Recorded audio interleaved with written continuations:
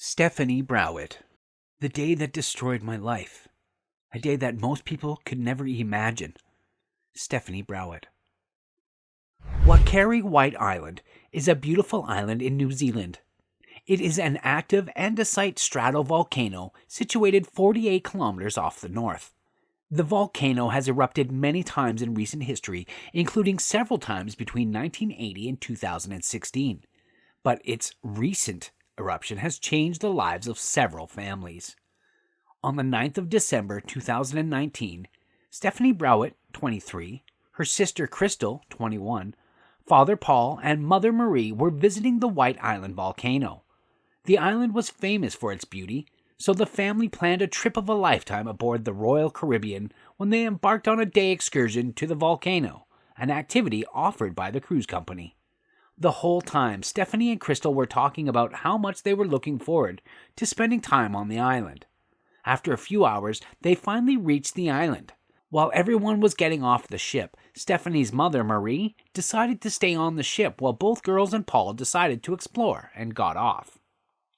As they were leaving the hollow, they noticed black smoke coming out of the center, but they ignored it and continued walking around the island.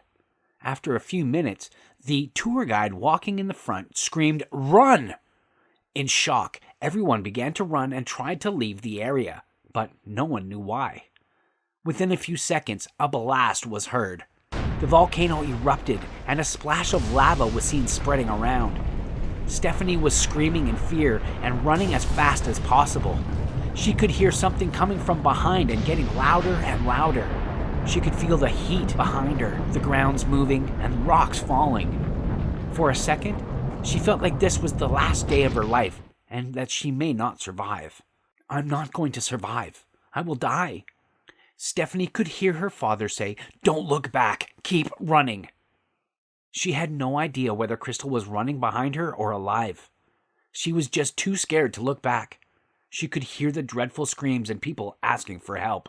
At about 2:11 p.m., the volcano erupted, triggering an assertive cloud of gas, steam, and ash more than 3,600 meters into the air. Despite running for her life, Stephanie wasn't able to save herself from the burning lava. The horror of the event sent shockwaves through Australia and New Zealand, as families were left in limbo waiting to hear if their loved ones had survived. People were contacting the Red Cross Family Links website to post missing persons reports as the death toll continued to rise. Stephanie was stuck on the island for hours. The rescue team rescued her and her father and airlifted them back to a hospital in Australia. Her whole body, including her face, was burnt. Stephanie went into a coma due to third-degree burns, and for the next 2 weeks, she had no idea what had happened to her family. The doctors believed that Stephanie wouldn't be able to survive or ever awake from a coma because of severe burns. After 2 weeks, she opened her eyes, but the first thing she felt was that she couldn't move her body. She looked around in terror. Her body was covered with tubes and surrounded by medical equipment.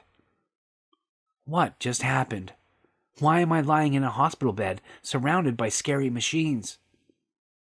She wanted to call for someone for help, but couldn't speak due to the excruciating pain lingering in her body. After a few days, she asked the doctors about her father and sister. The revelation was dreadful and increased the agonizing pain not only in her body, but also in her heart. On the day of the incident, her father, sister, and 22 other people were killed. 14 of these people were Australian tourists. Stephanie looked at her hands, which were severely burnt and shrinking. She looked in the mirror and cried in grief. Her body was covered with bandages. She wanted this dream to end and wanted to return to her normal life, where her father and sister were standing beside her. The pages of her life suddenly flipped from blissful to woeful. Getting her wounds cleaned up every day was beyond painful. She needed painkillers and 24-hour treatment to survive. Stephanie wanted to get rid of these bandages, but looking at her new face was impossible. She didn't want to live anymore. Her physical and mental health was deteriorating. She would cry for hours, sometimes in pain, and sometimes looking at her condition. Doctors told her that she needed to get treated for years and that the journey to wellness would be challenging, but worth it. Stephanie suddenly realized that her life was a blessing and that the heavens gave her another chance to live. It was now up to her if she was ready to face and fight her fears. She remembered her father screaming, "Don't look back, just keep running." Tears began to fall from her eyes, and that one moment just motivated her enough to make the right decision in her life. She told the doctor that she was ready, even for the worst. In her mind, she thought, how much worse could it be from where she is now? According to doctors, Stephanie was very committed and was always there for her appointments, but she never dared to take off her face mask due to the visible burns. Stephanie underwent tough treatment for around 2.5 years. During that period, she remained in bandages all the time. Stephanie is now 26 and decided to come up to a show, 60 Minutes. She came to the show despite being nervous and scared that people would judge her for how she looked. With shivering hands and tears in her eyes, she removed a mask from her face. Undoubtedly, Stephanie was and is a beautiful woman. During her interview, she said that whenever she looks in the mirror, she feels that this woman has gone through some really tough times. "I have gone through much more than I ever expected in life. I am tougher than I ever thought I would be. I think I have learned that the fight for survival is a real thing. I was fighting every day to survive, just to get back to myself. I never knew I had this in me. I wish my dad and sister were still alive and still with me. I wish that day would leave me. It has caused me many sleepless nights. Nightmares. There are many times when my mind won't shut off. Even now, it still hurts a lot. I just hope my sister and dad can see me now and what I have gone through." During all the hard times, Stephanie's mother Marie was standing beside her. She pushed her through from the very first day. Stephanie believes that it was fortunate that her mother never came down from the ship. Otherwise, she would have lost not only 2, but all 3 members of her family. The pain that Marie bore is unimaginable. She lost her child and husband, and cried every time when she looked at Stephanie. Stephanie proved to be valiant, but her pain quenched Marie's heart. Stephanie and Marie are now in the process of suing Royal Caribbean over the physical and psychological injuries they suffered. Even their lawyer, Peter Gordon, has considered Stephanie one of the strongest patients ever. He believes she has an immense strength to make the impossible possible.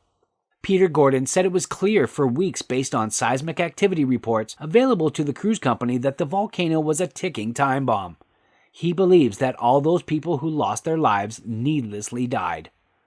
"I don't think I've ever seen worse injuries than Stephanie, and I don't think I have ever met quite an exceptional person in the way that she has battled on."